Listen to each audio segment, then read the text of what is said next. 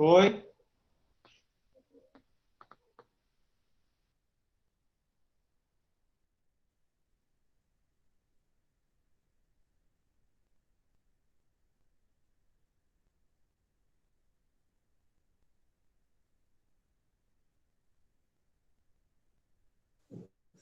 Ele vai tocar o celular, viu? Para melhor a internet lá. Emixon, tá aí, Emixon?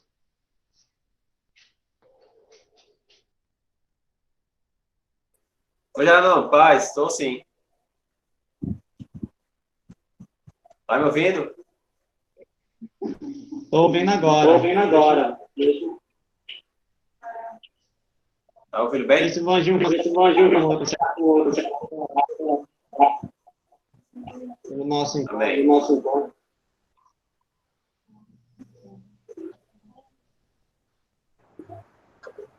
Emixon, antes de você orar, deixa o Anjinho voltar. O Anjinho voltar, né? E agora é só trocar aqui o ouvido. Sim, sim.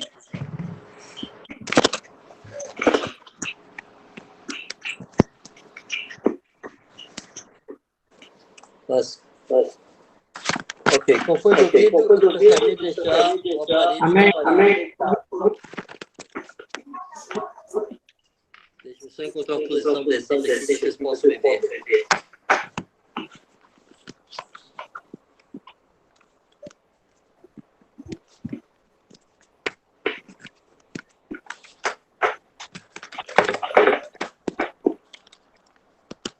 Amém?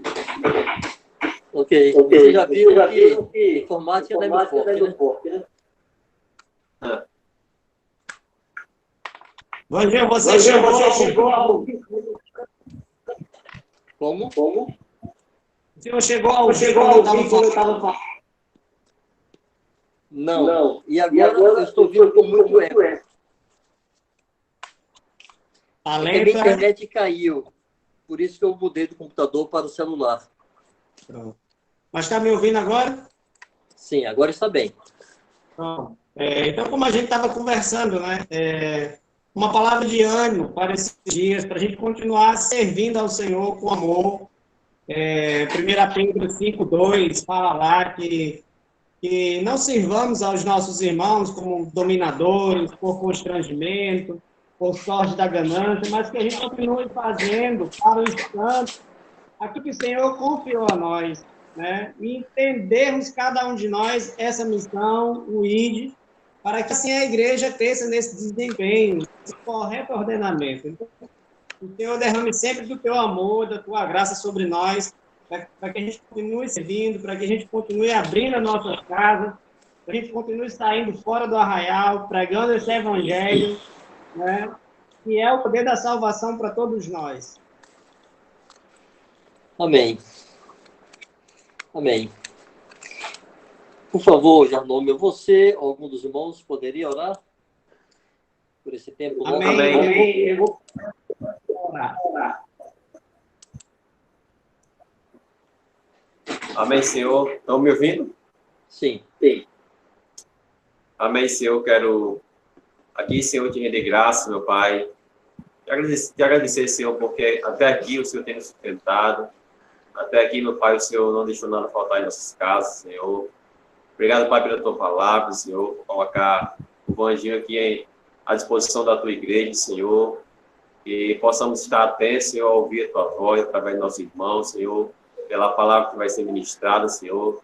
Possamos colocar no nosso coração, Senhor, cada dia, Senhor, uma fé crescente, meu Pai, em nome de Jesus, Senhor. Abençoe esse momento, meu Pai, em nome de Jesus, Senhor, que possamos, Senhor, ser grato, meu Pai, por todas as coisas, pela saúde que o Senhor tem nos dado, meu Pai, em nome de Jesus, Senhor. Abençoa, Senhor, cada irmão que está aqui nessa sala, nessa reunião, nesse encontro, meu Pai, em nome de Jesus, Senhor. Amém. Aleluia. Graças a Deus. Bom, amados,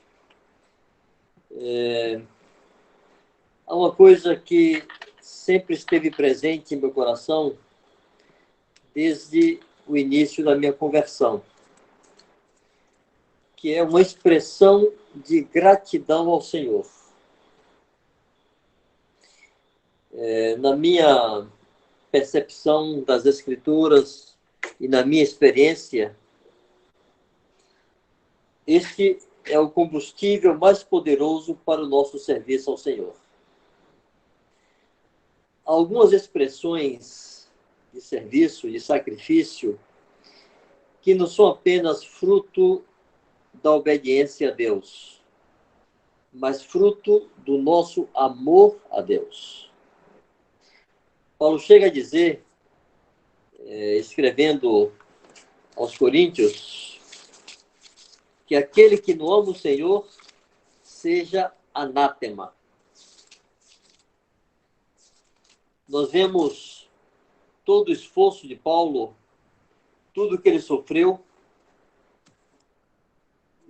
mas vemos algumas explicações que ele dá para isso. Por exemplo, ele diz assim: o amor de Deus nos constrange. Essa é a expressão de Paulo. Nós amamos porque ele nos amou primeiro. É muito importante que nós entendamos a necessidade de conciliar duas coisas: a compreensão do reino de Deus, que é o governo e a autoridade de Jesus sobre nossas vidas, entendermos que não temos a opção de não obedecermos ao Senhor. E isto é para aqueles que entenderam de fato e de verdade o senhorio e a autoridade de Jesus. Me permitam usar um exemplo muito conhecido, mas para mim é o mais rico que existe, ou um dos mais ricos, quanto a essa questão da obediência, que é aquela situação de Jesus com o jovem rico. Aquele homem, irmãos, entendeu o reino de Deus, mas ele não recebeu o reino de Deus. Ele entendeu que para ter a vida eterna, que ele queria tanto, e fica evidente que ele queria de verdade, porque ele, mesmo sendo um homem muito rico, porque a Bíblia diz que ele era possuidor de muitas riquezas, mesmo sendo um homem muito rico, ele se ajoelhou em praça pública. Ele não teve vergonha de, mesmo sendo um homem rico e, portanto, respeitado, né? Os ricos costumam ser respeitados. A Bíblia diz que o rico fala com arrogância, mas o pobre fala com súplica. Mas esse homem, sendo rico, se ajoelhou em praça pública diante de um rabino. Muito importante entender que, naquela ocasião, Jesus era uma figura muito controversa. Nós o vemos como Senhor e Deus, mas muitos judeus não o viam assim. Alguns judeus viam Jesus como um mentiroso, como um enganador, como um falsário, como um herege, como um blasfemo. Era uma figura controversa. Não era uma unanimidade entre todos. E aquele homem acreditou que Jesus era o Senhor, que Jesus era um profeta, porque o chama de bom mestre. Bom mestre, o que devo fazer para a vida eterna? Ele se ajoelhou. Então ele queria, de todo o coração, ele queria o reino de Deus. E quando Jesus deu as condições, ele entendeu.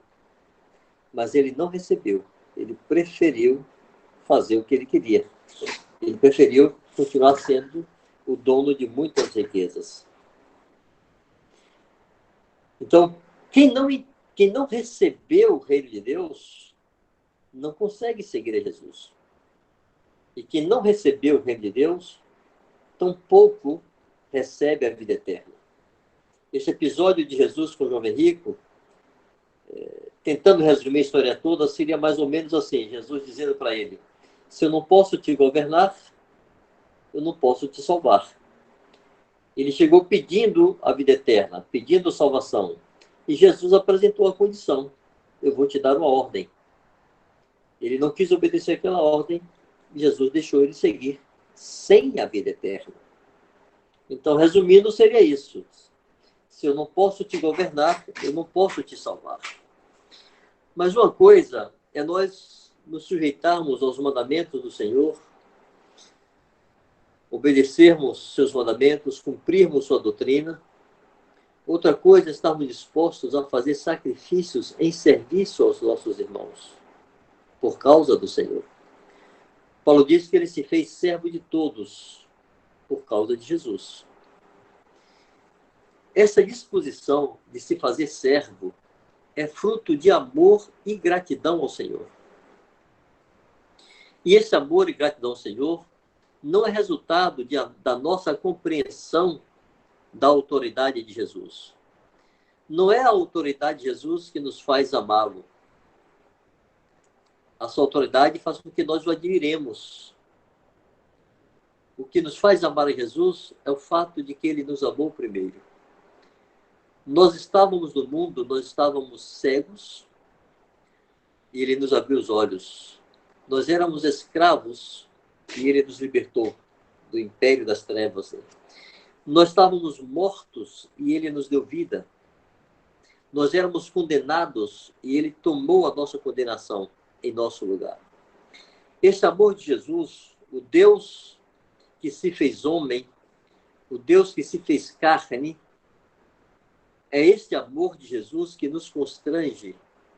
É aquilo que ele fez por nós que nos leva a amá-lo e nos dispor a sacrifícios por amor a ele.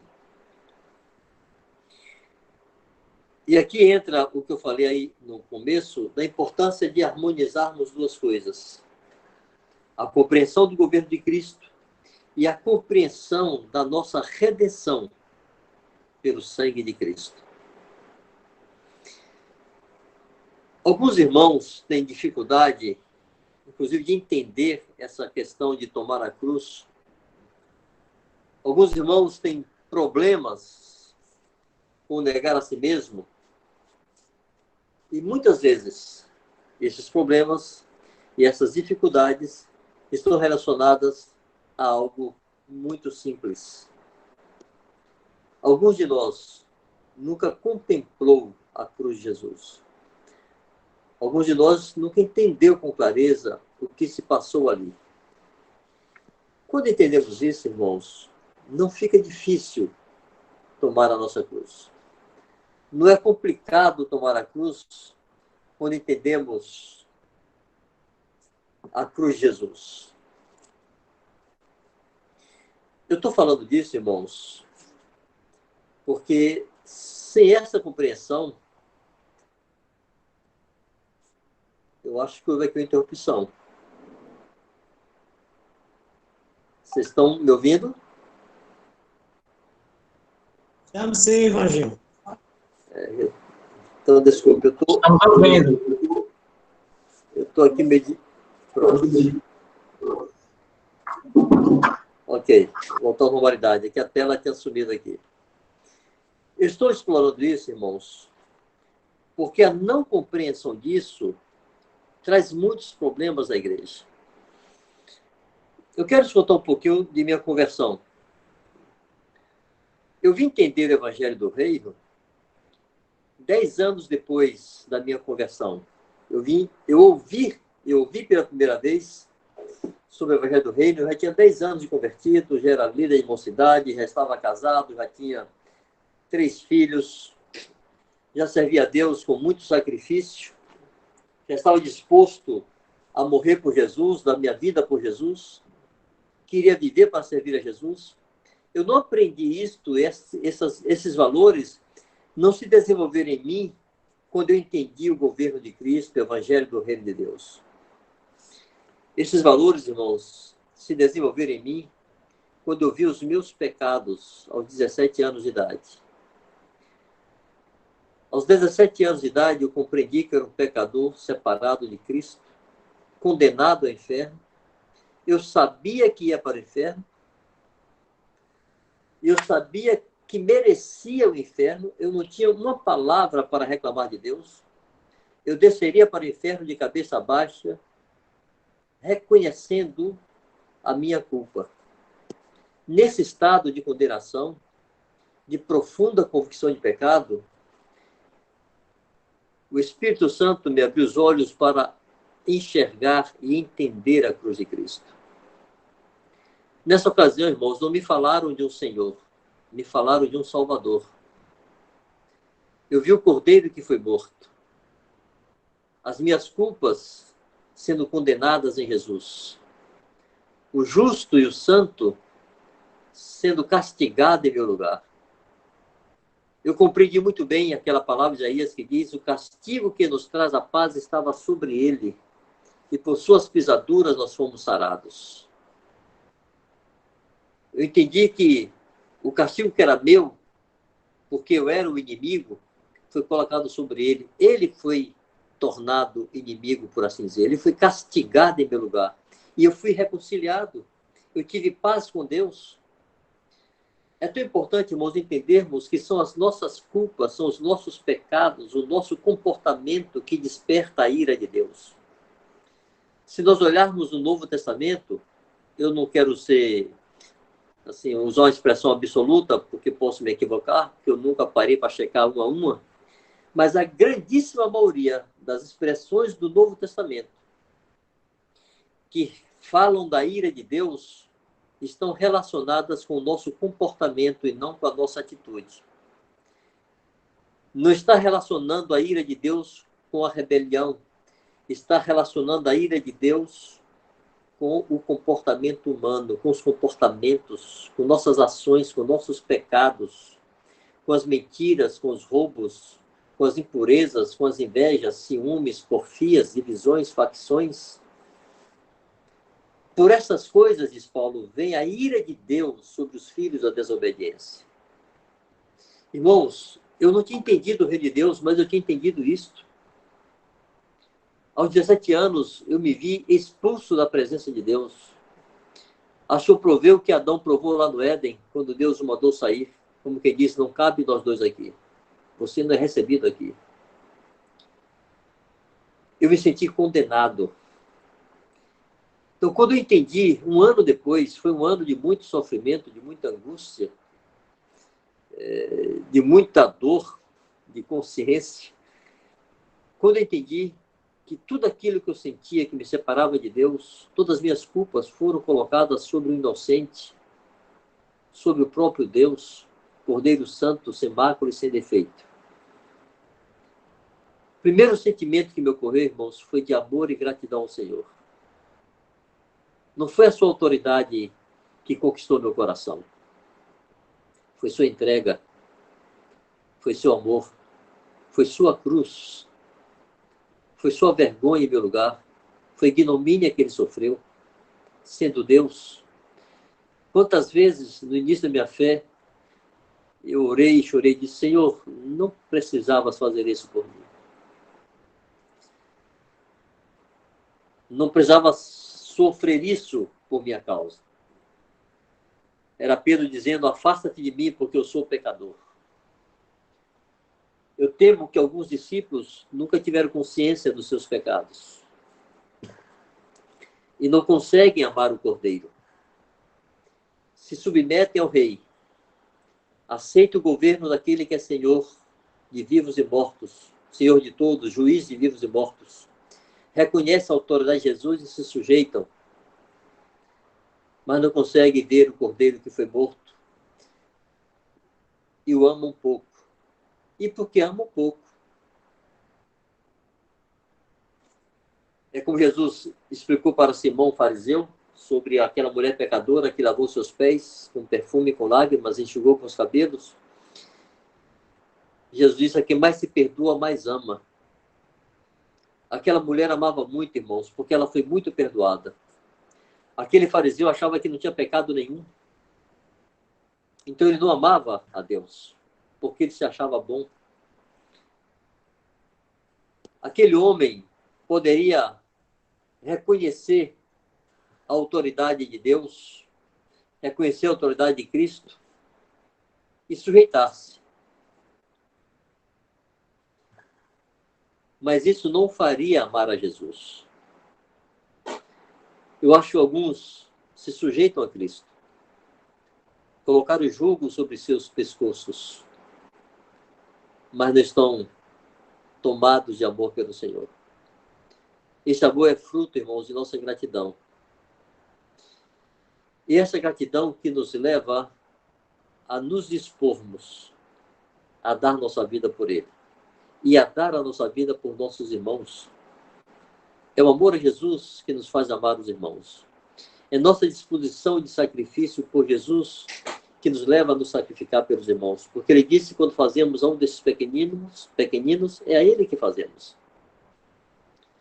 Então, quando pensamos em serviço a Cristo, serviço à igreja, não podemos desassociar isto de nosso amor ao Senhor. E não podemos desassociar nosso amor ao Senhor de nossa gratidão a Ele. Do reconhecimento do preço da nossa libertação, o preço do nosso perdão. Como está escrito em Apocalipse 1, 5 e 6, aquele que nos ama e com seu sangue nos remiu de nossos pecados. A compreensão de que Jesus, o Filho de Deus, se fez homem para sempre. Isso é uma coisa, irmãos, que sempre me constrange tanto. Jesus, irmãos, é nome de homem, não é nome de Deus.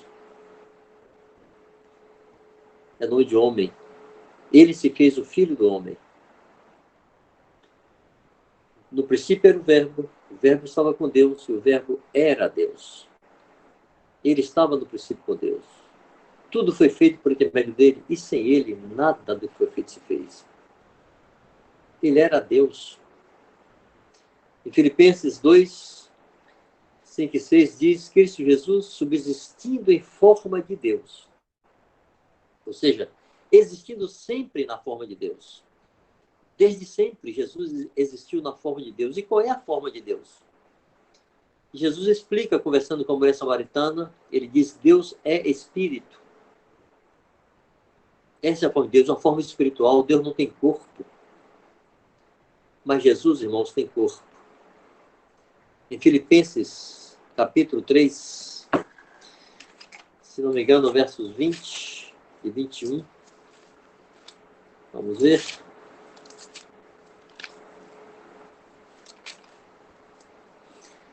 Pois a nossa pátria está nos céus, de onde também aguardamos o Salvador, o Senhor Jesus Cristo, o qual transformará o nosso corpo de humilhação para ser igual ao corpo da sua glória. Irmãos, Jesus tem corpo e Ele nos dará um corpo como o dele. Ele perdeu para sempre a sua forma de Deus. Jesus não tem mais aquela forma espiritual que ele tinha antes da encarnação. Ele encarnou. Quando ele ressuscitou, se apresentou aos discípulos. Os discípulos achavam que ele era um fantasma. Ele pediu um peixe para comer. Ele comeu, bebeu, tocou nos discípulos, foi tocado por eles, disse, eu não sou um espírito. Só há um mediador entre Deus e os homens.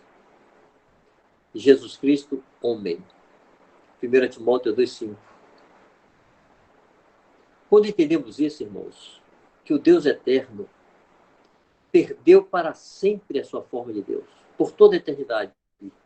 O Verbo eterno nunca mais vai recuperar a sua forma de Deus.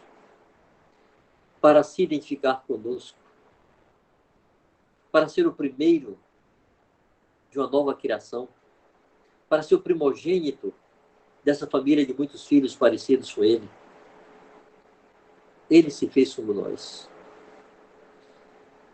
Se não entendemos o drama da cruz, se não entendemos o drama dos céus, o que significou para os céus, para a Trindade, que o Filho se fizesse corpo para sempre, nós não conseguiremos amá-lo.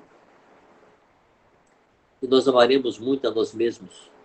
Então a nossa cruz será pesada. Então negar a nós mesmos vai ser um grande problema. Então nos sujeitar ao Senhor será difícil. Seremos como escravos que não têm opção. E não como esposa apaixonada que se deixa governar por seu marido. Não como filho cheio de gratidão que quer servir a seu pai. Não seremos servos amigos. Seremos servos inúteis. O Janot me pediu para falar sobre serviço. Mas, irmãos, qualquer um de vocês pode folhear a Bíblia e encontrar todos os textos que falam de serviço. Conhecer o que Deus quer para nós, irmãos, não nos leva a cumprir isto. Precisamos de um motor lá dentro de nosso coração para nos levar a viver essas coisas que o Senhor tem para nós. Esse motor é nosso amor ao Senhor. E o combustível desse motor é nossa gratidão ao Senhor. Bom, isso não está escrito em nenhum lugar da Bíblia. São expressões que eu estou usando para tentar traduzir como funcionou comigo. E como me parece que é a coerência com a verdade bíblica. Os apóstolos todos foram tomados de amor pelo Senhor. Eles entenderam que Deus se fez carne por causa deles. Eu quero destacar mais um aspecto da grandeza desse amor de Deus. É possível que vocês, em uma pregação ou outra, já me tenham ouvido falar sobre isso, mas esse é um tema do qual eu não me canso de falar. Porque é sempre novo em meu coração, sempre me constrange, sempre me confronta, sempre me desafia. Saber que Jesus, sendo Deus, se expôs à tentação. Tiago 1,13 diz: ninguém ao ser tentado diga, sou tentado por Deus. Porque Deus a ninguém tenta. E ele mesmo não pode ser tentado pelo mal. Eu sempre li nas Escrituras, né, desde a minha conversão, que Jesus foi tentado em todas as coisas, mas aquilo me passava assim como uma expressão de cuidado dele conosco.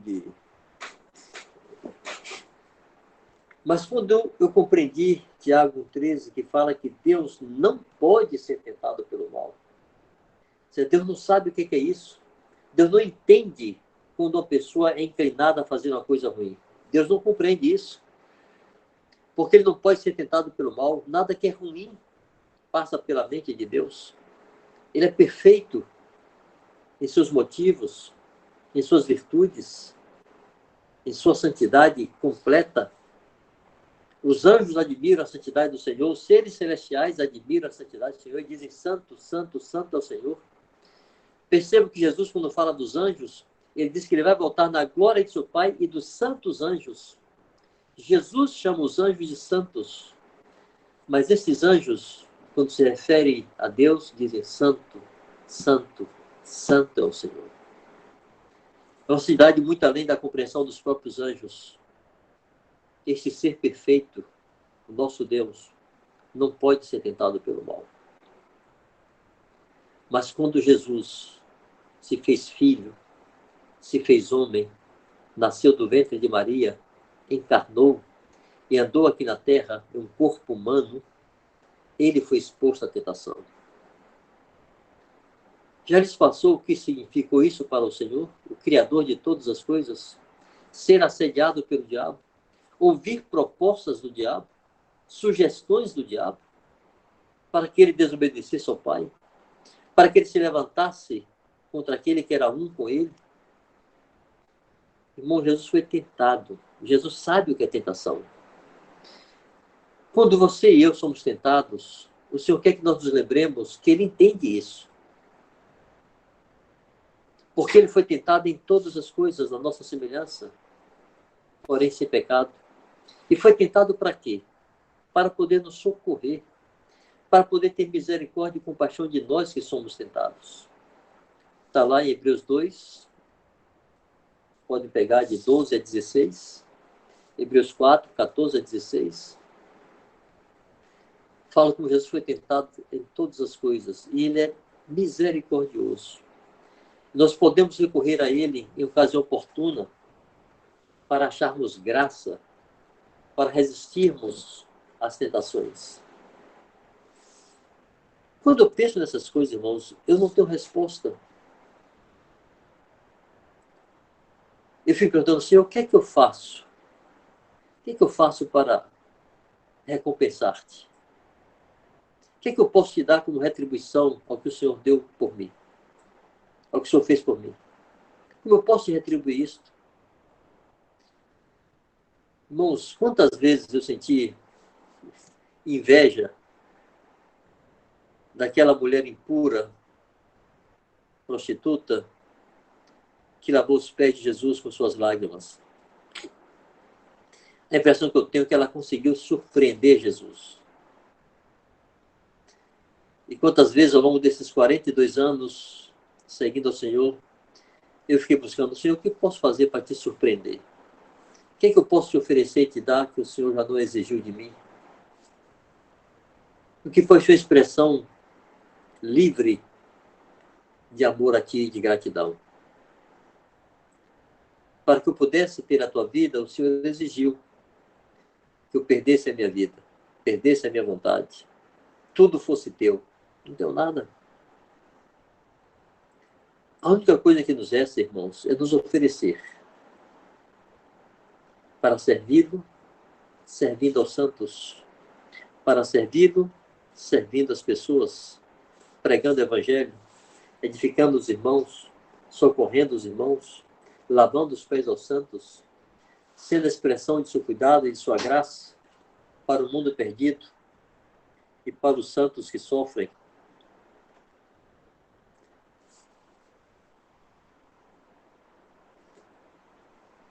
Desculpem, alguém mandou aqui uma mensagem que está sem áudio. Não sei quem está... Aqui a gente está ouvindo, deve ser a internet local, Ok. sua, né? Perfeito. Então eu vou seguir, tá? Eu queria depois, já não me abrir para participações também, tá bom? Eu quero contar uma situação para ilustrar um pouco isso. Como Deus espera que nós sejamos a sua expressão de amor ao mundo. E só poderemos ter essa expressão de amor ao mundo se nós o amarmos. Quando eu estava lá no Norte da África, isso em 2009, pouco antes da minha expulsão, eu fui visitar uma obreira, uma irmã, que trabalhava bem ao sul do país, uma região muito tradicional, muito conservadora, islamismo mais radical. E ela era uma moça solteira, 41 anos, era fisioterapeuta, morando sozinha, em uma sociedade muito machista. Aquela moça vivia ali um grande desafio. E eu estava como uma espécie de coordenador dos projetos, e eu fui lá para visitar. E ver como é que ela estava, etc. E passamos lá uns 2 dias, e eu fui ao projeto onde ela trabalhava, numa clínicazinha improvisada de fisioterapia.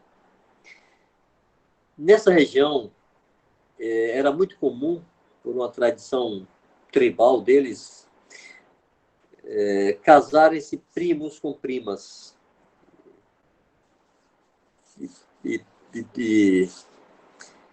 Bom, isto resultava em muitos problemas físicos pela questão da consanguinidade. Então havia problema, muitas pessoas com deformações, deficiências físicas e mentais. Um índice muito elevado naquele povoado, naquela cidade. E ela trabalhava tentando minimizar os sofrimentos dessas pessoas deficientes. E depois ela me perguntou assim, ao final do dia, quando fizemos toda a visitaria, ela disse, Banjo, você reparou nas marcas circulares nos corpos das crianças? Eu disse, Maria, não prestei atenção. E ela foi, pegou um menino e tirou a blusa dele. E o garotinho tinha o seu corpo todo marcado, pequenas marcas circulares. Ele disse, o que é isso, Maria? Maria del Carmen, o nome dela, uma uruguaia muito querida. Ele disse, Banjo, isso são queimaduras.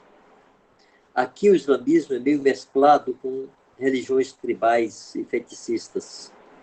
E os líderes religiosos acreditam que essas enfermidades são fruto de possessão demoníaca e que a maneira de libertar essas crianças dessa possessão e, por consequência, dessas enfermidades é queimando-as.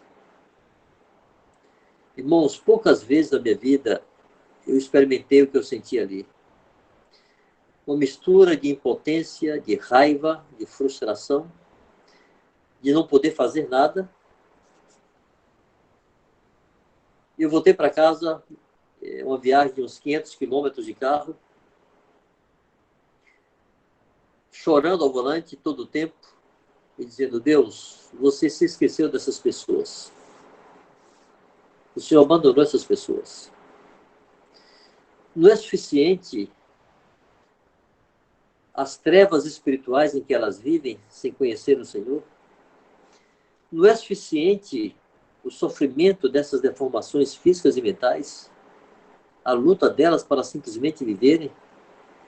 Essas crianças têm que ser torturadas, queimadas, por causa do engano espiritual de que serão libertas dessa enfermidade por essa tortura? Eu não consegui entender aquilo não, irmãos. Foi muito complicado para a minha cabeça. E eu passei algum tempo orando a Deus, falando sobre isso, dizendo: o Senhor se esqueceu dessa gente, não faz sentido. A resposta de Deus que me veio ao coração, irmãos, no meio de oração, foi a seguinte: se eu tivesse me esquecido deles, vocês não estariam aqui para vê-los. A igreja sempre será a expressão maior da graça de Deus para o mundo. A expressão maior do amor de Deus e da misericórdia de Deus para o mundo. É por meio da igreja que Deus expressa seu amor ao mundo. Quantas vezes está lá escrito: Jesus, vendo as multidões, compadeceu-se delas. Jesus, irmãos, veio para isso. Ele veio para salvar o mundo. Ele disse isso: eu vim buscar e salvar o que se havia perdido, eu vim dar a minha vida em resgate de muitos. Mas na condição de homem, precisando de ouvidos para ouvir, não sendo onisciente nem onipresente, precisando de olhos para ver, de tato para sentir, Jesus precisava sair e ver a multidão. Quantas vezes está escrito: vendo as multidões, compadeceu-se delas. Como diziam os antigos, né, o que o olho não vê, o coração não padece. O conforto vicia. É fácil nos acostumarmos com o que é bom e com o conforto. Se a igreja não sai para ter contato com o mundo e ver a miséria do mundo, a igreja não conseguirá se compadecer. E nós sairemos, irmãos, à medida que nós amarmos o Senhor. Nosso serviço aos santos, nosso serviço aos perdidos é fruto direto de nosso amor e gratidão ao Senhor. Ele, sendo rico, por amor de nós, se fez pobre. Eu quero encerrar contando a história e recomendando uma leitura. Há um livro intitulado O Homem que Obedecia, que conta a vida de Carlos Stude. A história desse homem sempre me constrangeu muito. Carlos Stude foi um inglês,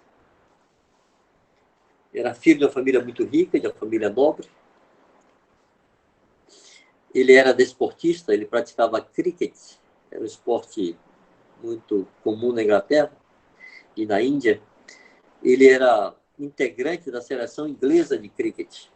Era famoso, era conhecido, estava nas capas dos jornais. E ele se converteu na sua mocidade. E se convertendo, abandonou o esporte, perdeu a fama. Depois o pai dele morreu e deixou uma herança enorme. O pai dele era muito rico, ele deixou uma riqueza muito grande, uma herança muito grande. Ele pegou toda a sua herança e distribuiu com orfanatos, com imprensa bíblica, com agências missionárias, institutos bíblicos. Ele deu tudo. Ficou com 200 libras esterlinas e deu para a esposa, para a noiva, né? E ela disse assim: você acha que eu tenho vocação para a Safira? Aquela Safira, mulher do Ananias, né? E se você deu tudo, eu vou dar tudo. Se casaram sem nada. Com a faixa escrita assim: casados para servir a Jesus. A lua de mel, a viagem de núpcias, foi a viagem de um navio cargueiro indo para a China, onde eles iriam cooperar com Hudson Taylor, que já estava por lá. Esse homem passou muitos anos na China, teve 4 filhas. Da China foi para a Índia com sua família.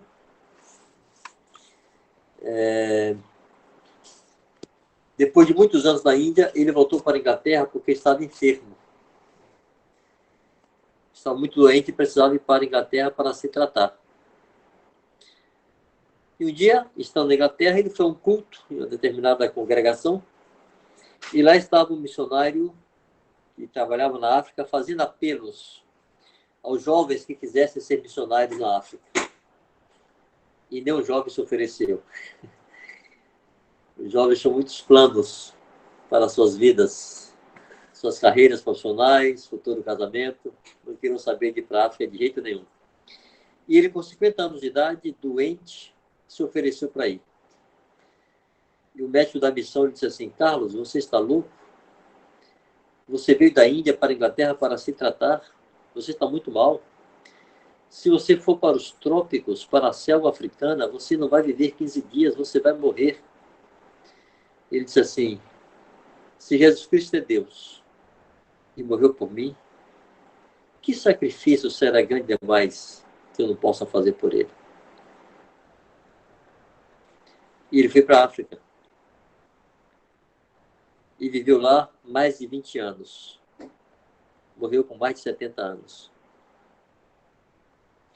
No fim da sua vida, já no leito da morte, ele disse assim: Senhor, eu renunciei ao esporte, renunciei à fama, renunciei à minha riqueza, renunciei à saúde, renunciei à minha esposa, porque nesses anos na África, ele esteve com sua esposa, acho que apenas 3 vezes, em 20 e poucos anos. Renunciei minhas filhas, renunciei minha vida. Algo mais, Senhor, que eu deva renunciar por ti? Irmãos, essa não é a fala de uma pessoa rancorosa, deprimida, zangada porque desperdiçou sua vida. Essas são palavras de um homem preocupado em saber: eu amei o suficiente? Eu dei tudo o que ele merece? Não tem mais nada, Senhor, que eu preciso fazer? Está tudo certo mesmo? Irmãos, nosso motor para servir a Deus é nosso amor a Ele. E o combustível que alimenta esse motor é nossa gratidão a Ele. Nós o amamos porque Ele nos amou primeiro. Bendito seja o Senhor. Aquele que o ama não vai ficar fazendo contas do que vai perder, do que não vai perder para servir. E o Senhor encha nosso coração desse amor bendito, e nós possamos, com todo desprendimento e alegria, mesmo em meio ao sofrimento, servir ao Senhor e aos santos. E eu penso, irmãos, que Deus está nos exercitando, Deus está nos treinando, nos capacitando para tempos difíceis. Deus quer adestrar nossas mãos, para quando os dias piores chegarem, estarmos exercitados e podermos glorificar o seu nome, quer pela vida, quer pela morte, como disse Paulo. Deus abençoe a cada um de nós com sua graça, sua bondade e sua grande misericórdia. Graças a Deus. Jarnon, meu querido, está com você.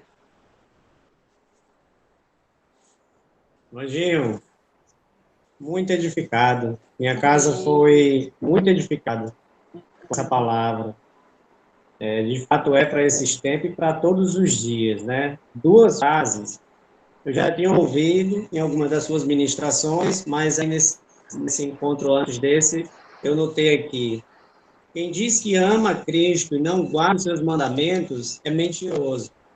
E outra frase que eu notei aqui é que erramos porque não conhecemos as Escrituras. Erramos porque não conhecemos o Senhor. Às vezes nós queremos entender logo o que é certo, o que é errado, o que é bom, o que é mal, mas não vamos reconhecer o nosso Deus. Entender esse amor de Jesus sobre as nossas vidas. Amém. E a gente pensa que a morte de Jesus foi somente pelos nossos pecados, né? Isso é diminuir a morte de Jesus na cruz. Ela foi propiciada por história, ela foi redentora, ela nos reconciliou com o Pai. Isso. Uma palavra de ânimo, louva para a gente agora todos os dias nos nossos corações essa palavra, e a gente só vai conseguir realmente servir, não tem como a gente fazer para os irmãos sem servir primeiro o Senhor, né? Mas fazemos para Deus e servimos os irmãos. Amém. Primeiro é Ele, né? Louva a Deus por essa palavra. Primeiro nós tomamos para a gente, né? Assim como a Bíblia é muito pessoal, ela se revela de forma pessoal com cada um de nós. Sim. Isso me animou muito essa palavra, né? De buscar entender realmente a mensagem da cruz para as nossas vidas, esse amor de Jesus, esse amor que Coríntios fala. Sem amor, nada podemos fazer, e se fazemos para nós mesmos, né? Falamos que andamos com Jesus, mas estamos com essa atitude de rebelião nos nossos corações. Muito obrigado, Anjo. Muito obrigado mesmo pelo Graças seu a Deus. Aí. Uma agenda que vinha cheia, aí, mas a gente louva a Deus por esse momento. Palavra de ânimo, um combustível de fato para as nossas fé, que de fato é o maior motor, né? Queria deixar aqui aberto, nós temos muitos irmãos aqui, alguns irmãos aqui, para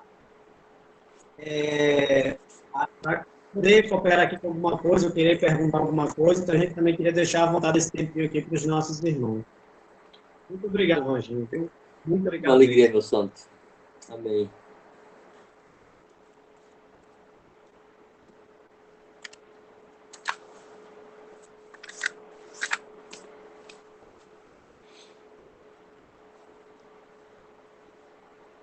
Graças pais, irmãos, Ranieri aqui falando. Primeiro, Vanginho, a última frase que você falou, que eu anotei só, faltou a última palavra. O nosso amor por ele é o motor e o combustível é... Nossa gratidão. Nossa gratidão. Essa é a essência do discernimento que tivemos ao entender a cruz. Amém. E repetindo outra frase que a gente já tinha ouvido, né?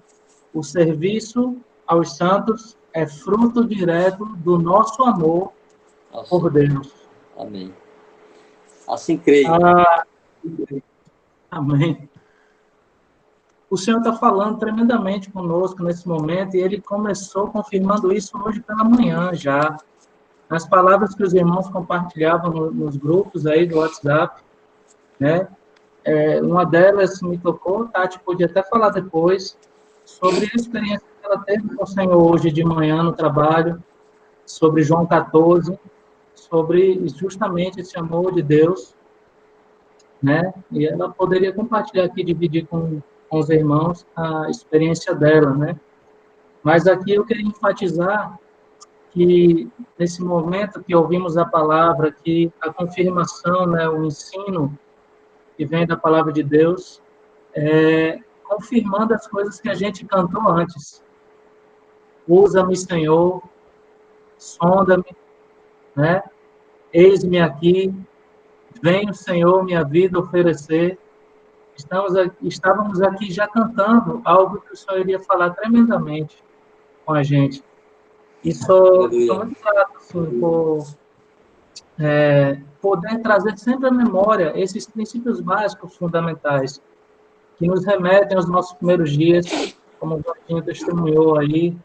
Se o Vanginho pudesse aqui, ele ia passar horas falando das experiências dele, do tempo dele lá na África, das experiências dele quando se converteu ainda. Na Igreja Batista, né, Vanginho? Sim. Igreja Batista.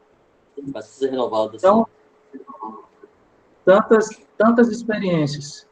E nós aqui, durante o dia, o Senhor foi preparando que o nosso coração e nossa mente tenha guardado cada palavra aqui, né? Que a gente possa entender o que a gente falou aqui no começo. Lembra que eu disse, a gente aqui no começo falando, né?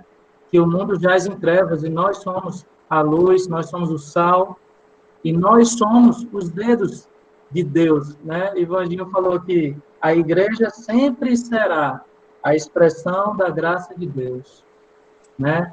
É o Senhor confirmando essas coisas no nosso coração. E eu falei, aquele que passou pela porta, até o mais velhinho, todos nós podemos ser usados por Deus e vamos ser usados por Deus para alcançar os que estão perdidos, para tratar os que estão feridos, né? Para cuidar uns dos outros.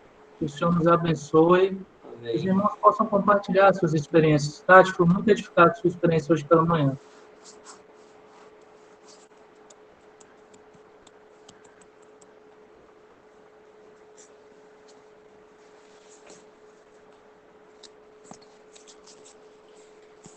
Amém. Tatiane, tá aí, tá?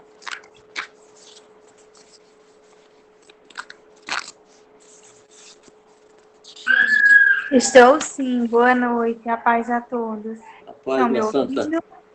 Sim, alto e claro. Eu queria falar um pouco sobre essa palavra que o Senhor trouxe ao meu coração hoje, enquanto eu estava no trabalho, porque eu já tinha ouvido essa passagem várias vezes, mas eu não conseguia compreender. Lá em João 14, se eu não me engano, 27. Palavra que o Senhor, o Espírito dá a paz, não a paz que o mundo traz, né? A paz desse mundo.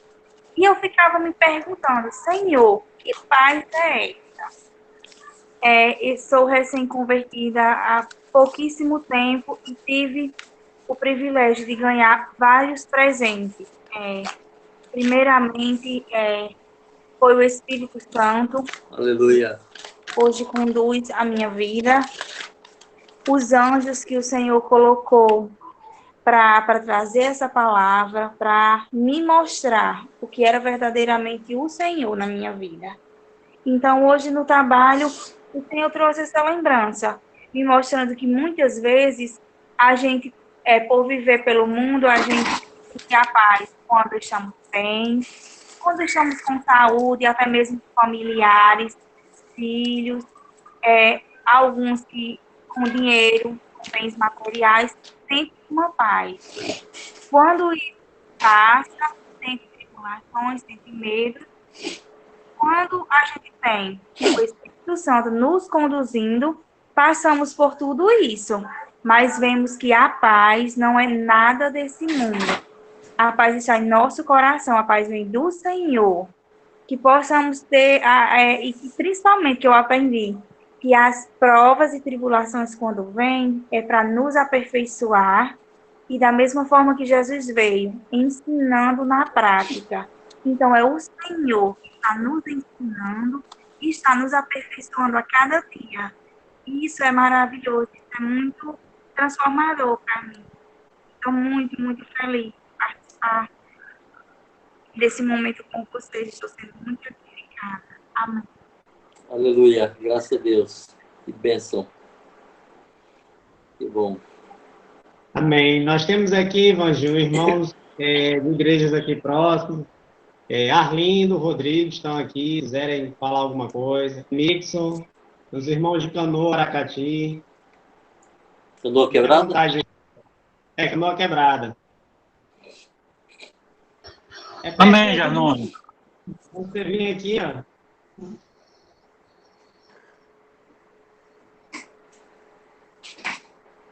Amém. Estão me escutando? Sim. Amém, Arlindo. Paz e graça, Vanjo. Sou Arlindo aqui de Araripe, sul do Ceará.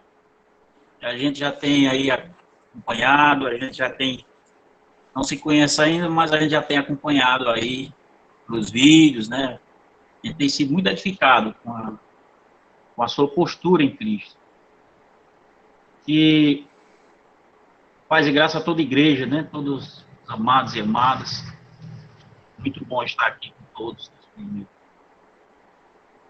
Anjo, uma das palavras que você falou aí, que já no final, você fala, quando diz que Deus está nos capacitando para dias difíceis, e na realidade, eu venho aqui expor Diante dessa pandemia, desde que iniciou, e a gente, eu na minha situação, eu passei, assim, momentos de muita reflexão do Senhor. Eu cheguei a chorar diante do Senhor, muito, porque diante da perspectiva do que pode acontecer, está por trás dessa pandemia, e possíveis atores aí,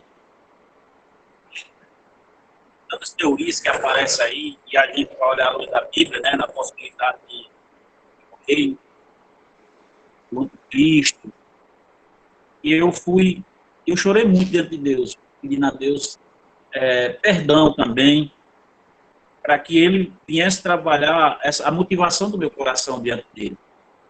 E eu dizendo, Senhor, me prepara, porque meu coração hoje, Senhor, eu não estava preparado, não estou preparado para uma possibilidade de uma perseguição bem mais severa, como acontece em países do Oriente, onde na África tem irmãos aí que são duramente perseguidos e até mortos.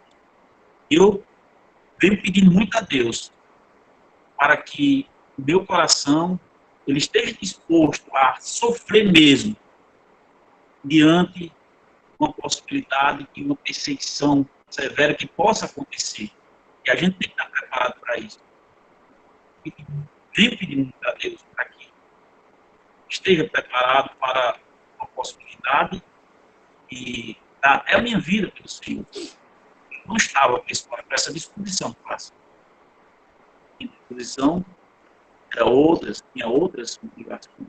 Eu tenho chorado muito a Deus para que Ele venha dar graça para esses dias difíceis que possam dar paz, como a gente falou aí, dar uma paz que excede todo entendimento.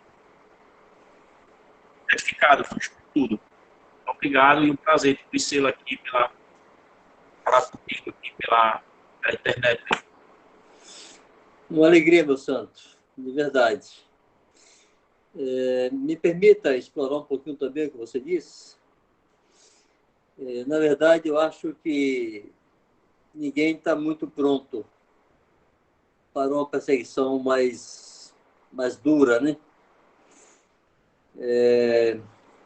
Ontem esteve aqui uma irmã, uma solteira aqui em Salvador, que nos acompanhou na viagem que nós fizemos esse ano. Final do ano passado, nós fomos, minha esposa e eu, e levamos essa menina conosco, porque ela iria nos ajudar na tradução do inglês, em algumas comunicações que teríamos lá, em alguns países que falam inglês. E também ela iria ajudar tomando conta do filho, da filhinha de um casal de irmãos que estariam também nos acompanhando, um casal de lá mesmo, né, do Egito, um dos países onde nós estivemos. E uma das pessoas fala espanhol, é quem iria principalmente me traduzir nas comunicações. E essa irmã foi para ser babá da filhinha dela, né, para permitir que essa irmã lá do Egito pudesse estar comigo em todas as palavras, fazendo as traduções. Essa garota aqui em Salvador foi para ser babá. Pagou suas despesas por conta própria, não tínhamos como bancar a passagem dela, ela fez suas economias e foi para servir. E ontem ela esteve aqui conosco, veio passar o dia aqui conosco. Estávamos lembrando algumas histórias dessa viagem, algumas situações que passamos por lá, tentamos entrar no Marrocos, fomos impedidos, né? Enfim, estamos lembrando as histórias dessa última viagem, em janeiro e fevereiro desse ano. E ela falou nessa questão de perseguição e a mesma coisa que você falou agora, a proximidade de tempos difíceis, a possibilidade de uma perseguição mais forte.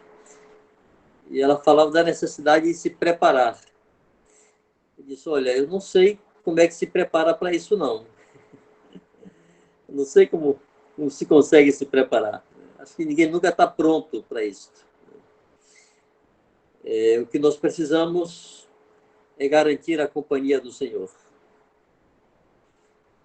É garantir que Ele estará conosco. É o que Davi disse: ainda que eu ande pelo vale da sombra da morte, não temerei mal algum, porque Tu estás comigo. Então, a pergunta que aquecia o coração de Davi era: Tu estás comigo? Se Tu estás, não podemos prever o que vai nos acontecer, nem o que somos capazes de sofrer. Outro dia estava assistindo um vídeo, um filme sobre a vida de Richard Humbert.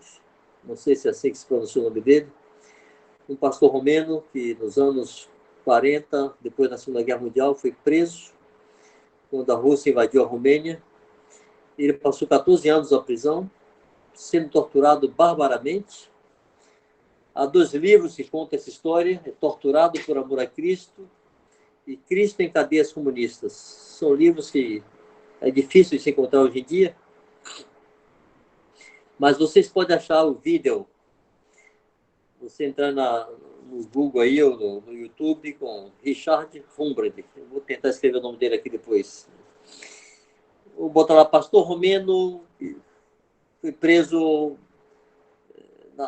durante a ocupação russa. Alguma coisa assim, vocês vão achar. É impressionante o que esse irmão sofreu. E eu posso dizer para vocês assim: ele não estava preparado. Ele era um pastor, seguia sua vida normal, como todo mundo. Ele não imaginava que passaria 14 anos sendo torturado todos os dias. Coisas, assim, impensáveis aquele irmão suportou. Eu acho que é uma graça que Deus confere, uma graça que Deus dá.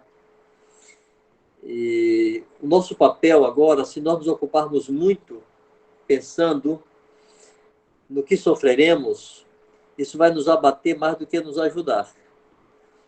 Então Jesus disse assim: quando essas coisas começarem a acontecer, levantai vossas cabeças, exultai, alegrai-vos, porque a vossa redenção está próxima. Então, o exercício que eu faço é esse: Senhor, está chegando o dia da minha redenção. Essas coisas apontam que o Senhor está vindo buscar a sua noiva. E nós precisamos nos preparar para recebê-lo. Eu acho difícil se preparar para a perseguição. Nosso preparativo, Jesus mandou nos preparar para recebê-lo. Sejamos prontos para quando ele vier nos buscar. É para ele que existimos. É para ele que nos enfeitamos. É para ele que nos santificamos. É a ele que esperamos. A perseguição é inevitável, ela virá, mas nós temos que estar prontos para o nosso noivo e nosso Senhor. Eu gosto de um texto de Cantares, que o Senhor, o noivo, diz para a noiva: vem comigo nos montes do Líbano, do monte dos leopardos, nas covas dos leões. Deixa eu achar aqui o texto para não ficar gaguejando, tá? Já. Cantares 4. O noivo está declarando-se para a noiva, e ele diz, verso 7 em diante: tu és toda formosa, querida minha, e em ti não há defeito. Vem comigo do Líbano, noiva minha, vem comigo do Líbano. O Líbano está ao norte de Israel, e montanhas fazem ali a divisa entre Israel e o Líbano. Fala: vem comigo do Líbano, olha do cume de Amana. Amana é um monte que tem ao sul do Líbano. Do cume de Senir e de Hermon. São montes também que existem ali. Aí acrescenta assim: dos covis dos leões, dos montes dos leopardos. O noivo, irmãos, levará a sua noiva a lugares difíceis e perigosos. A noiva será conduzida ao monte dos leopardos e aos covis dos leões. Mas que importa se o noivo está ali conosco? Então, eu queria animá-los a, quando pensarem nos últimos tempos, pensarem não na perseguição, pensarem no noivo. Ele mesmo vai nos exercitar. Esse momento que vivemos hoje, com essa pandemia, o povo apavorado, o povo com medo, o povo assustado, muitos irmãos também assustados, é um tempo de exercício. Isso vai adestrando o nosso coração a conviver com essas coisas sem desespero, sem angústia. Aprendermos a diferenciar o que é prudência, a prudência das serpentes, né? Sem perder a simplicidade das pombas. Prudência não é desespero, não é angústia, não é pavor. Se vivemos para o Senhor, vivemos. Se morremos para o Senhor, morremos. Eu tenho me esforçado para ser cuidadoso, minha esposa é muito criteriosa, mas tem surgido tantas situações de socorro a irmãos que temos que ir. Famílias vivendo conflitos, marido incrédulo ameaçando esposa convertida, de agredi-la, de matá-la. E temos que ir lá, o que vamos fazer? Chega lá e encontro uma moça, uma filha desesperada, e quer um abraço, e o que vou fazer? Vou deixar de abraçá-la? Não tem jeito. Então, não permitir que a nossa prudência e o nosso cuidado se transformem em pavor e desespero e também ausência de misericórdia e bondade. Não seremos imprudentes, não vamos nos deixar contaminar gratuitamente, mas não podemos ser tomados de pavor.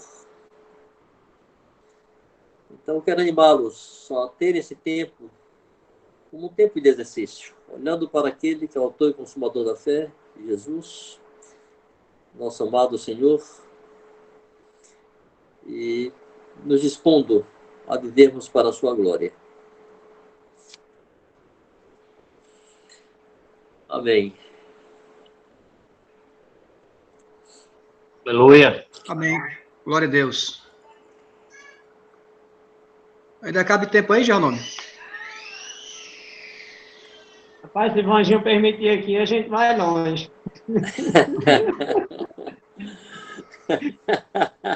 Pode virar uma vigília, viu? Olha, eu poderia seguir com vocês até no máximo 9h15. É que eu tenho outras tantas conversas para ter. E aí eu não quero ser infiel também àqueles que já está agendado.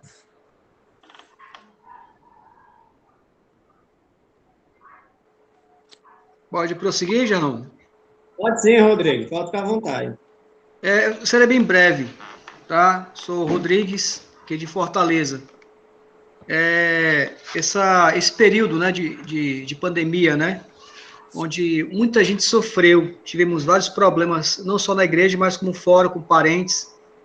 Eu vi muitas pessoas sendo acometidas por crises de pânico e de ansiedade. Muitas pessoas realmente diante de uma situação que não estavam acostumadas, né? Sim. E diante de noticiários, né, de prognósticos, né, totalmente negativos, né?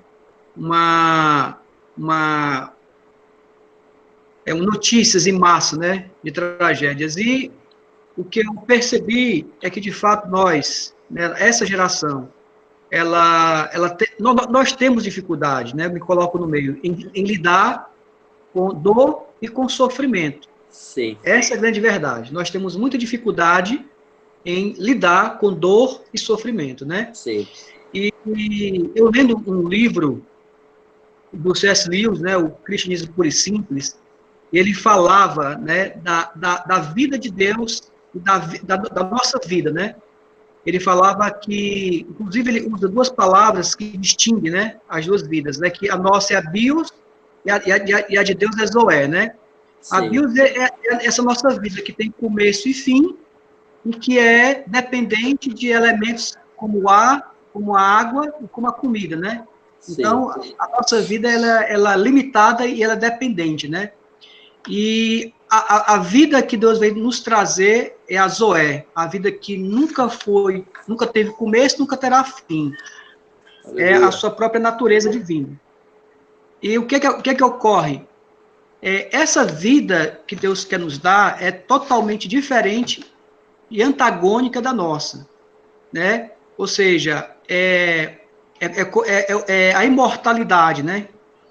Que a gente vai absorver. E há uma resistência né, há uma resistência nossa em querer ser absorvidos por essa vida de Deus. E o que é que ocorre? Que eu entendi que a dor e o sofrimento, elas são partes inerentes dessa existência.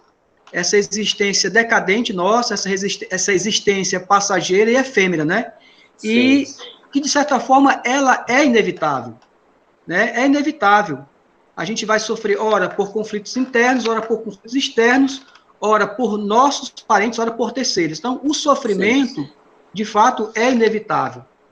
E que o que Deus tem colocado em meu coração foi colocar a minha esperança nessa promessa de Deus, em ser Aleluia. participante da sua natureza divina, né? Aleluia. Que começou quando fomos colocados em Cristo, né? Fomos adotados como filhos, né? Filhos como Jesus, participando da vida de Jesus, a vida que nunca foi criada, né?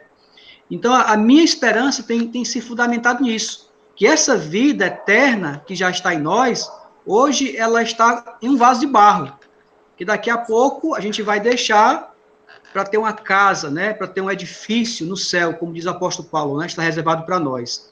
Então, de certa forma, não tem como se preparar, não tem como se preparar para o sofrimento. De certa forma, ele vem, é inevitável, e dependendo da perspectiva, o sofrimento pode ser um meio, um instrumento que Deus utiliza para nos aprimorar, nos fortalecer nessa existência. Sim. Então é isso aí. Amém. Amém. Amém, Janone? Amém, Rodrigo. Muito bom. Nilton, você está aí, Parnamirim? Fica à vontade aí, viu? Nilton é um irmão precioso, Nojinho, lá de Natal, do Parnamirim.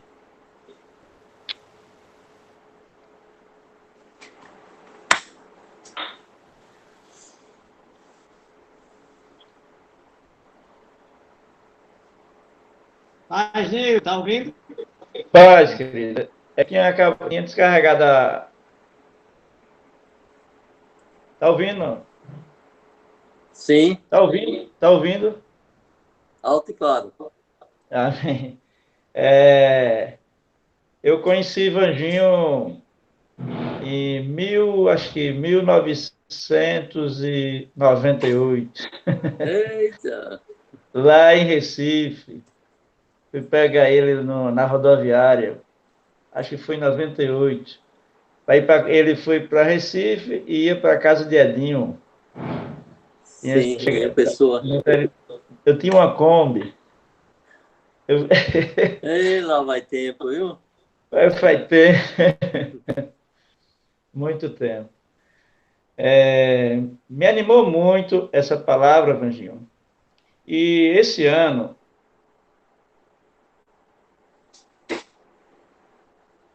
passou essa pandemia e ficamos meio impossibilitados de fazer algo que cumprir a ordem que Jesus nos deu. E nessa ordem, ele diz que vai estar conosco até a consumação do século, é uma promessa do Senhor para nós. E nessa pandemia, teve algumas circunstâncias, você também estava falando na questão de sua esposa é organizada, mas que às vezes acontecem situações, e como eu sou representante e tenho que viajar, aconteceu também algumas situações no qual nós somos confrontados com essa verdade de cooperar para fazer discípulo, e situações, eu moro em Parnamirim, e tem 2 localidades no qual o Senhor tem dado a oportunidade de cooperar, uma em Macau, onde tem um irmão que tem alguns irmãos lá, que pediu cobertura, e tem uma outra cidade próxima, mas que daqui para lá dá 200 quilômetros, para cada uma das cidades, são opostas, mas dá 200 quilômetros. E de 15 em 15 dias eu passo por lá. E numa dessas cidades, que era Arapuá, tinha uns que tinha sido estava com coronavírus. E na hora uma das casas que eu me hospedava, o filho estava. E aí, naquela hora, eu disse: o que Jesus faria se estivesse no meu lugar, né? Então, Pois é. eu coopero com a vida dele, oramos pelo filho dele, e naquele mesmo dia o Senhor operou-lhe um milagre e ele ficou curado, estava sem comer, Aleluia. mas ele e começou a se alimentar naquele mesmo dia. E aí, com 15 dias que eu retorno para lá, o avô dele mora próximo, estava um pouco doente, mas ele não que era. Fomos lá, que ele pediu para visitar, para orar por ele. E aí, não só ele, mas as filhas estavam. E aí, essa é uma idade mais avançada, e o Senhor operou ali outro milagre. Então, eu vejo assim, o quanto que nós somos desafiados, né, no Senhor, para que a gente possa entender que a nossa vida não nos pertence, pertence ao Senhor. Quando nós nos batizamos, vida, dali por diante era o Senhor que governava. Lógico que a gente não vai sair, vamos dizer, por toda parte onde tem pessoas contagiadas fatorando, mas as oportunidades que é o Senhor que nos dá, a gente também não pode se acovardar,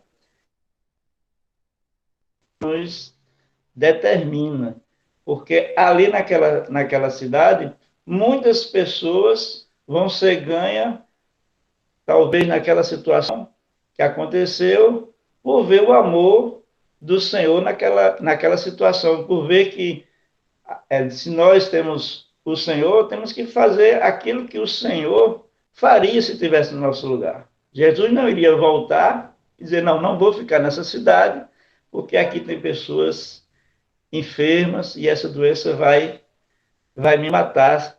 Ou seja, se eu estou ali, eu não sou um representante, sou um representante disfarçado, eu sou um discípulo. Então, ali eu tenho que fazer aquilo que Jesus faria no meu lugar. Então, tenho chorado muito por esses dias, mediante como se fosse um pouco de perseguição, estamos impossibilitados de fazer aquilo que arde o nosso coração, que é cooperar com o propósito eterno de Deus. A gente está limitado, né? Um pouco limitado, mas vemos em tudo isso a mão de Deus, porque é nessas horas aonde a gente vai ver como está esse termômetro em nós em relação ao propósito eterno de Deus. Será que arde? Vai continuar ardendo no nosso coração a meio a tantas dificuldades? Nós vamos todos os dias orar e pedir a oportunidade ao Senhor para que possamos falar do amor do Senhor, ou a gente vai começar a se acomodar e ficar quietinho em casa, esperando toda essa pandemia passar? Ou seja, eu não estou dizendo aqui que a gente tem que estar nas ruas, mas eu estou dizendo assim: onde está a minha motivação? Eu preciso de buscar do Senhor recursos de Deus para cooperar, ou eu vou ficar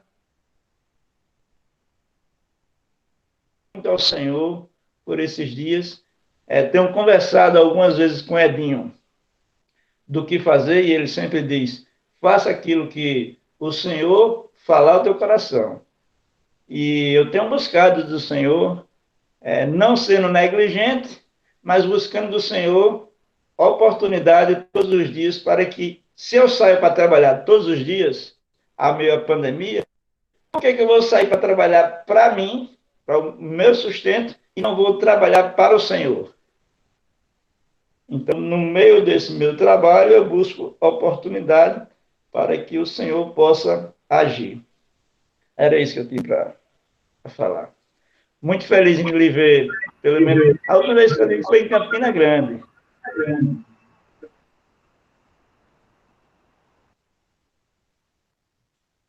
Amigãozinho, eu estou vendo, eu se preocupe não, eu estou vendo muito aqui, viu? Eu queria dizer assim que, Vanjo, nós temos uns solteiros aqui preciosos, sabe? Que tem buscado santificar no Senhor, tem buscado fazer a vontade do Senhor. E eu queria que um deles aqui falasse aqui. É que não dá para escolher porque são todos preciosos, né? Então eu queria que um deles aqui também cooperasse um pouco, até mesmo que foram aqui edificados por essa palavra, né? Amém. Uma alegria poder ouvir. Os jovens profetas aí. Amém.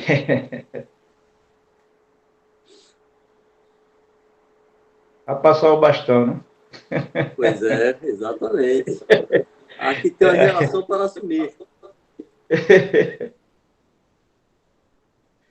Eu lembro muito dessa frase.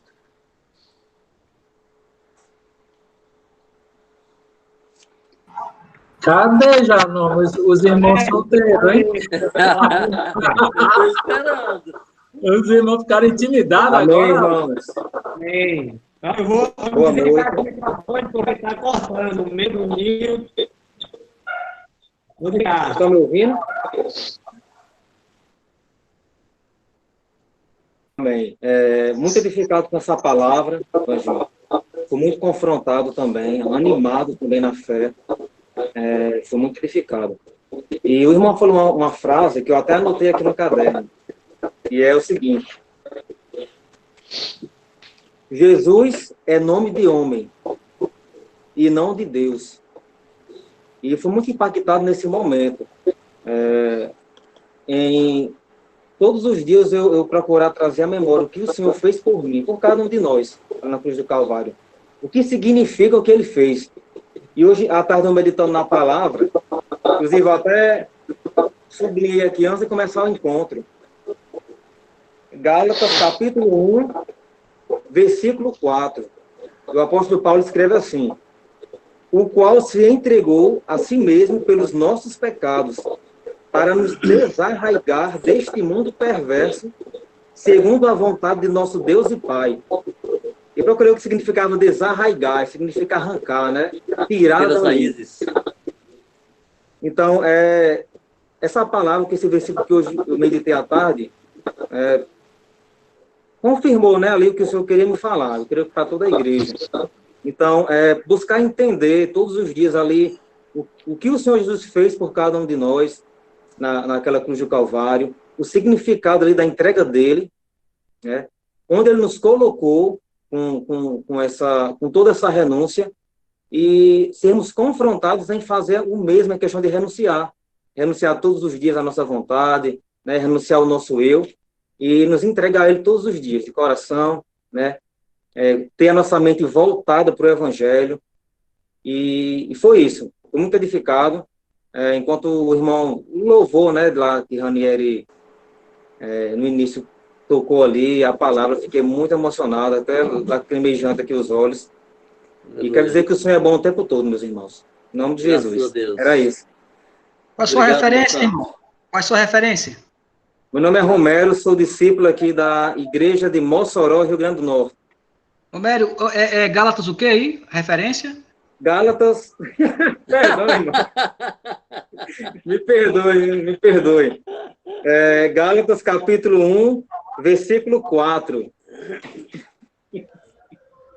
Bom demais. Perdão. Era isso, irmãos. Abraço. Muito bom, velho. Eu pensei que ele ia falar discipulador fulano, pastor fulano. Referência completa. Para você ver como a igreja aqui é preciosa. Até lugar na Bíblia a gente está aí adotando. Bom demais. Muito obrigado, viu? Eu queria aqui agradecer aqui a Thiago, discípulo lá em Aracati, que tem gerado o link aqui para a gente na reunião. Bonzinho, muito obrigado por esse tempo. Uma alegria, meu irmão. Eu que agradeço a chance de ter essa comunhão com vocês, de verdade. Uma pena que não é tão fácil fazer com mais regularidade. Amém, muito bom. Deus abençoe vocês, vocês confirmem aí nesse lugar. Vocês possam ser cada vez mais ramo frutífero na videira. O Senhor esteja limpando e aperfeiçoando e capacitando para gerar vida para Ele. Amém. A vontade do Senhor prospere em seus caminhos, viu? Amém. Amém. Posso pedir um irmão aqui para orar? Agora não vai gerar um gelo, não, né? Porque quase aparecia um solteiro. Quase um gelava aqui. Eu queria que algum irmão lá de Canoa, Dedé, Rogério Filho, tivesse aí para finalizar esse nosso momento com oração. Dedé tá aí? De Canoa? Olha, Dedé. Dedé?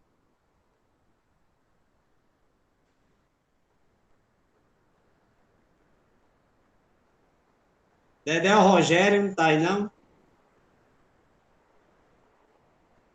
Sim, são lá de Canoas. Tá, não. É. Mas amém. Então, Roginho, pode orar por nós?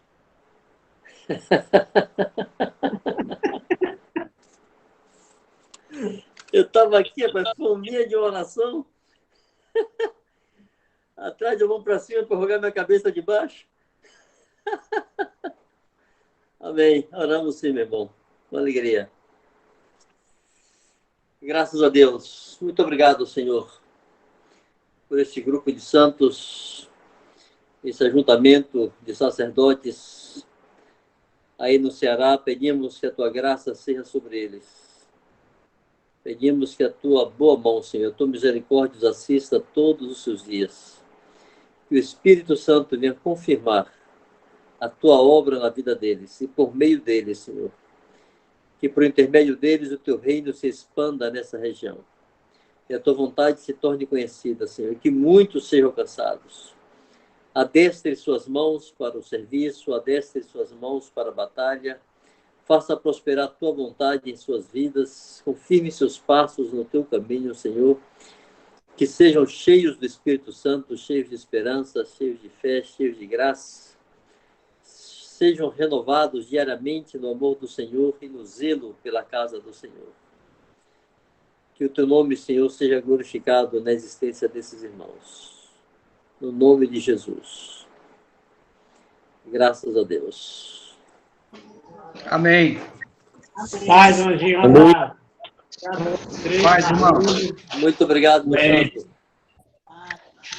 Fique na graça do Senhor Jesus. Amém. Paz. Valeu, boa noite. Deus abençoe. Acabou, hein? Acabou.